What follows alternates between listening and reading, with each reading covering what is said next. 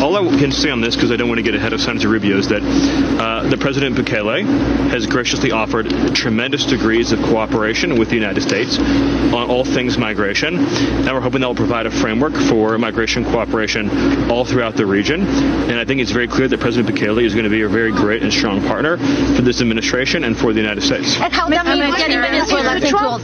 Trump White House advisor Stephen Miller addressed reporters in Washington on Tuesday after CBS News revealed that the Department of Homeland Security is looking to negotiate an agreement for El Salvador to receive regional migrants deported from the United States. And while Trump and migration dominated the news cycle, the Salvadoran ruling party rewrote the constitution to allow Bukele to enact future changes at will.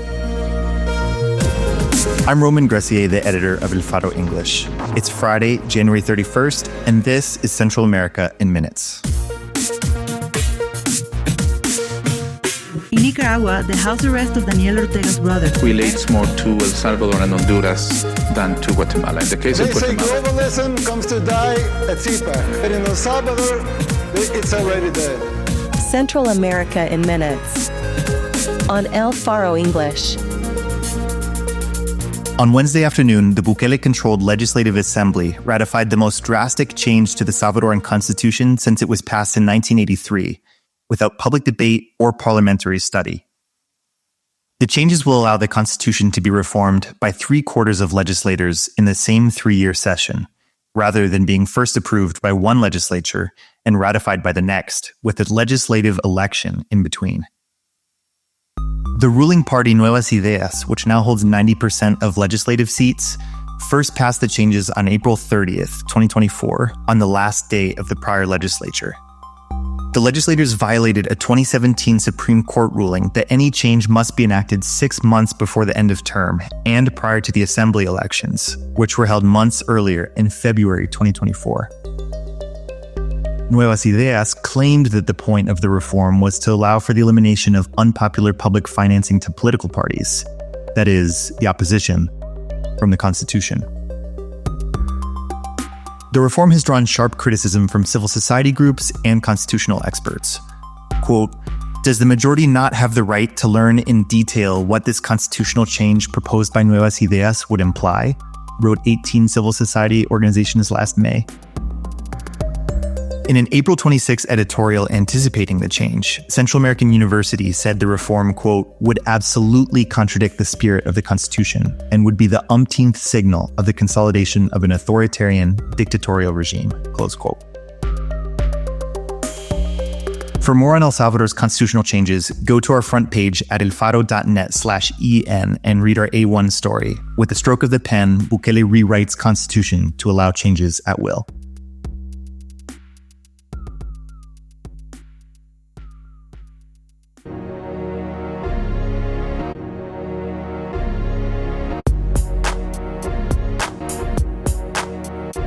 In neighboring Guatemala, the Supreme Court of Justice seemed to similarly seize the Trumpian migration news to issue a controversial set of announcements on Thursday morning, dismissing a request by President Bernardo Arévalo to consider revoking the immunity of Attorney General Consuelo Porras, who in 2023 illegally confiscated ballot boxes and tried to prevent Arévalo from being sworn in January 2024. On the other hand, the Supreme Court announced they will resume discussions on Monday, February 3rd, about the immunity of Arévalo and his lead legislator, Samuel Pérez. That's one day before the scheduled arrival to Guatemala of U.S. Secretary of State Marco Rubio. The charges against Arévalo, Pérez, and other Semilla party members of signature forgery in the 2017 creation of the party were launched in July 2023. After Arévalo shocked the Guatemalan political scene by taking an upset second place in the first round of the presidential election that year. The Organization of American States repeatedly and unanimously condemned the charges against Arévalo as baseless political persecution.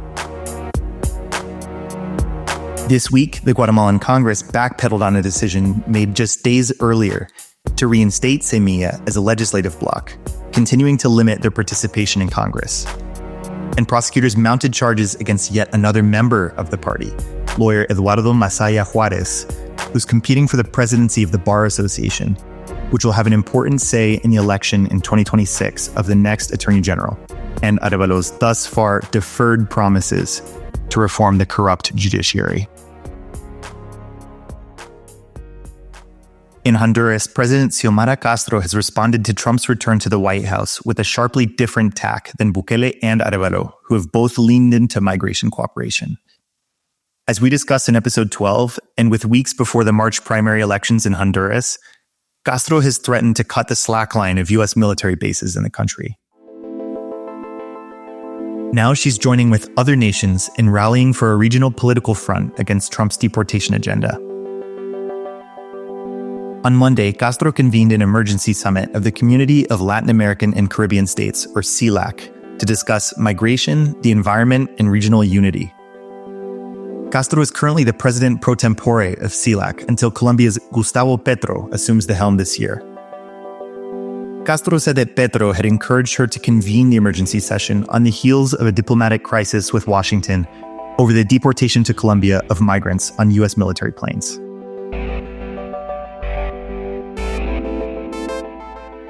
Meanwhile, the presidents of regional heavyweights Mexico and Brazil talked over the phone about strengthening CELAC, a multilateral forum that, unlike Washington-based OAS, excludes the United States and Canada. But by Tuesday night, Castro canceled the emergency session, citing, quote, the systematic opposition of member countries who have privileged principles and interests different from those of the Latin American and Caribbean community. Regional negotiations will likely continue regarding Trump's deportation agenda. Secretary Rubio is noticeably not traveling to Honduras on this trip, but he has not responded publicly to Castro. Florida Congresswoman Maria Elvira Salazar, a staunch Trump supporter who called on Biden to take a more aggressive stance toward Honduras, tried to claim an early victory lap. She wrote on X, quote, the anti-Trump show that socialist President Xiomara Castro was putting on had to be canceled because the other heads of state in the region know what she still can't understand. There's a new sheriff in town.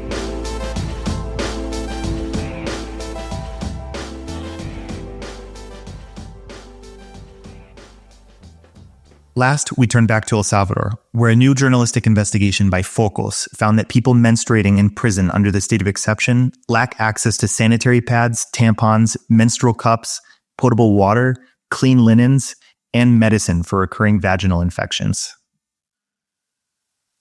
Thank God that I only had my period for 1 month. I don't know if it was God. Maybe he felt bad for me and said, poor thing, I'll take her period away, at least while she's in there, said one woman who was incarcerated for 10 months in Apanteos prison, after being accused of a crime that the police and prosecutors have been unable to prove.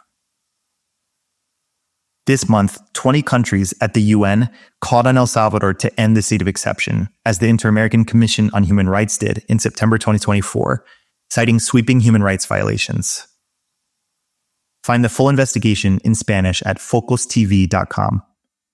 Gynecologist Roberto Montoya, who worked for years at the Salvadoran Social Security Institute, told Focos, quote, if I worked in those conditions, I would resign. Those conditions should not exist here nor at Auschwitz. Thanks for tuning in to Central American Minutes. I wrote today's episode with production and original soundtrack by Amnian. El Faro English translates Central America. You can support our work every month by going to support.elfaro.net and joining our crowdfunding community. Our mantra is simple: journalism must go on. Hasta pronto.